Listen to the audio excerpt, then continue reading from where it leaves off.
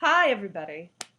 This is d20 Sapphire. I'm intentionally putting my back against this light with a blanket and a mask on because I've always tried to keep my d20 Sapphire persona separate from my real life persona. Mystic and I always felt strong about this.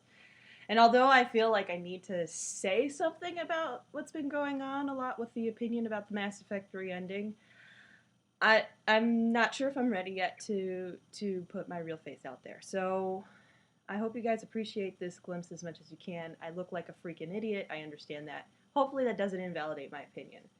Um, I was considering doing a video actually for the last right before I fell asleep last night, and then I woke up this morning and on one of my favorite forums somebody posted Colin Moriarty's response to fans with the ending of Mass Effect 3. And I think this is going to be the proper way to respond with, I literally just woke up, hair's a mess, got my blanket on, you know, sun just came up, and luckily I don't have to go to work today.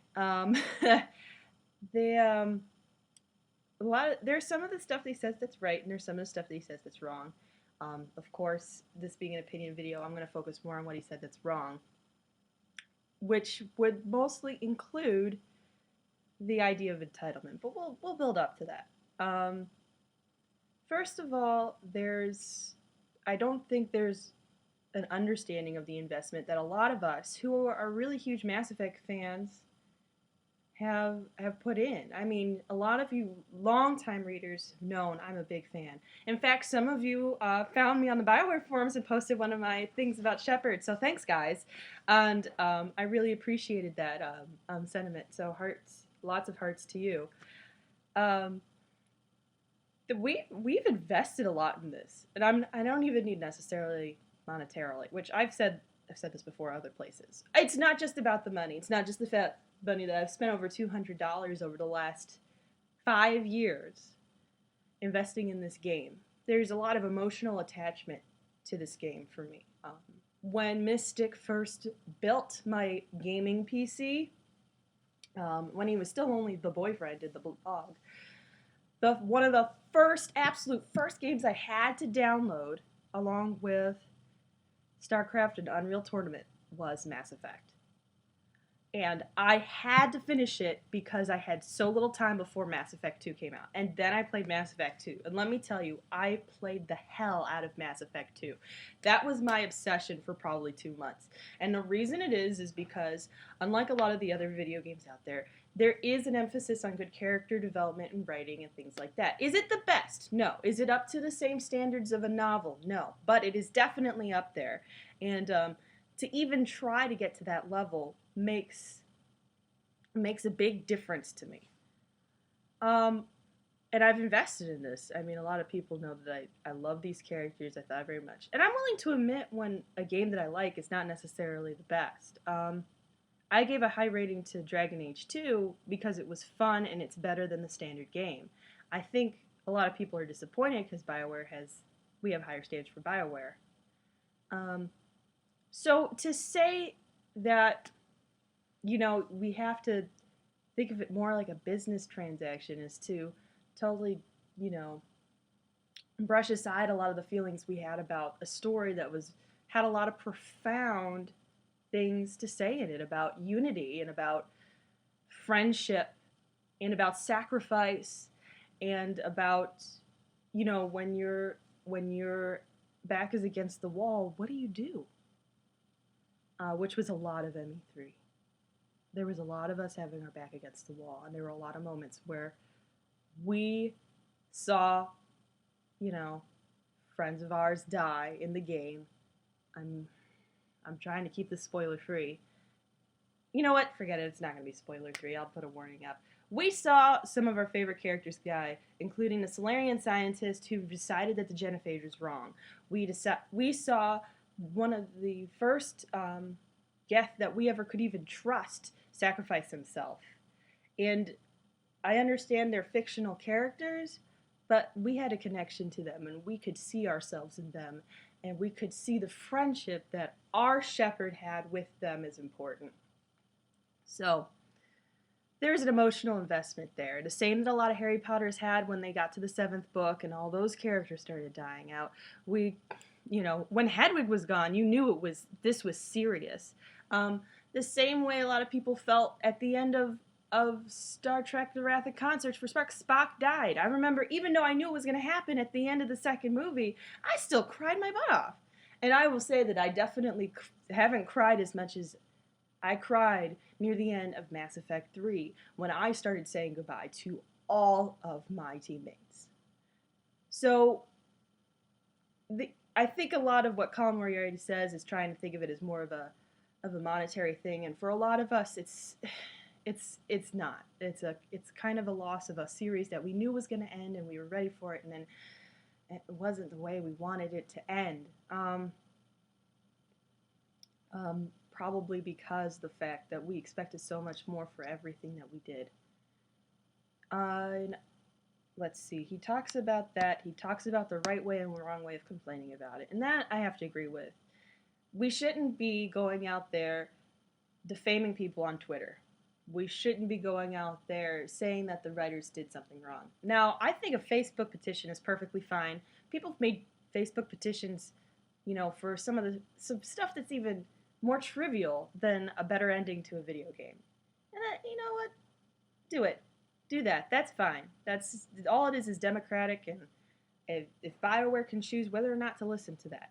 But I don't think you should necessarily pinpoint a specific writing team or specific producers or anything like that, because you really don't know whose decision it was. It could have been one guy's, it could have been everybody's. And one of the things about writing is that you never really know how people are going to react until the end. Now, I personally think if I was a writer, I would have seen that this might disappoint a lot of people, and I would have been at least ready for it, even if I felt this is how the series had to end. So, because nothing in the entire series leads to me thinking that Child VI is definitely only going to give me these 3 options, and Shepard's going to blindly choose one of those 3. Okay. Well, that's where kind of I agree with him. I don't agree with the part where he said don't give them your money, because how are we? There were so many people anxious about this. How are we? Were we just going to wait for the reviews to tell us that we should go buy the game? Which, by the way, a lot of the professional reviews out there really did like the game and gave it a high rating, even if they did admit that the ending was discongruent. So I already gave him my money. I was ready to go, and there's nothing wrong with me having done that and then demanding that my product be better than what it was. There's nothing wrong with when people bought the iPhone 4 and then demanded that I should be able to hold it any way I want and still get a freaking signal. Capiche? So, it's not just the business part of it. It's in a sense. And there have been plenty of times with any product that people as a consumer goes back and says, you need to make this better if you want me to keep it or if you want me to promote it. So, and a lot of times people will do that because it's good business. Is it necessarily true every time? No. I mean, there's some give and take to that argument, but I don't think there's anything wrong with changing an ending. It's been done in movies before, it's been done in other video games before. There's no reason for us to not ask for a better ending. Finally, everybody, including Colin Moriarty, is talking about this sense of entitlement that we apparently have as fans of Mass Effect. That we have to have our ending. Oh my god. And you writers at BioWare have to bow down to my needs as a fan because it's my money, it's my story. But there's no sense of entitlement here. There are a lot of things that I was willing to sacrifice in the storytelling department to make sure that this was a good game. I was willing to admit that people were going to have to die. I was willing to admit that Shepard was going to have to die. The Shepard that I'd carried from 1 to 2 to 3, invested over hundreds of hours of gameplay with. Desdemona Shepard was going to have to die. And when I was at the endgame, that's part of the reason why I was weeping uncontrollably. I loved this Shepard as a character. And as a writer, I get really attached to my characters, and you can ask Mystic about that if you ever see him on the internet. But he knows when it comes to characters, I get really attached. Sometimes not necessarily just just because of the idea of them. And Shepard was a unifier, and just with my background and everything, it was a big deal to me. So, I'm sorry, I'm trying to think of where the next point is. But the next point really is then that after I've invested all this time in with my Shepard, and I know, and even if you're Paragon or you're Renegade or you're Renegon or whatever you want to do, that ending didn't really fit what Shepard would have done. Shepard's rebellious. Shepard does not necessarily conform to norms, and even in the midst of blood loss, Shepard is not one to just idly accept something. When you choose to go with Cerberus, who you know is an evil bastard, the Paragon says, well, I gotta bite this bullet for now because they're the only people helping me. And Renegade just says, I'm not working for them, they're working for me. So you're not just accepting the terms that the Elusive Man gave you. And you're not just accepting the terms of a lot of the stuff that was presented to you in a lot of ME3 up to that point. So I just come up to this VI says, oh, you have these 2 or 3 choices depending on how good your rating was. He's like, you have these choices and you have to choose one. No way. I'm not buying it. Not buying it for a second, and I want something better. That's not how the series was built up to end. I have no problem with a story getting to a very philosophical transhumanist conclusion. There's nothing wrong with that. There's everything wrong with it when it has nothing to do with what the freaking game was about before. There's no build up to that. There's no build up to it other than the dream sequence, which randomly comes in at the end of the game. I mean, right to the end of the series, I should say. It's throughout the game, but then... So, I don't know. I don't know why you would think that this is an entitlement issue. And again, there have plenty of times when people ask, I think what we want as a whole is catharsis and closure, which is perfectly acceptable whenever you're in a position with a game that's this popular. And I think to say that we're entitled because we wanted a high-quality ending to a high-quality game is to forget that your previous argument, Colin Moriarty, that it was a business.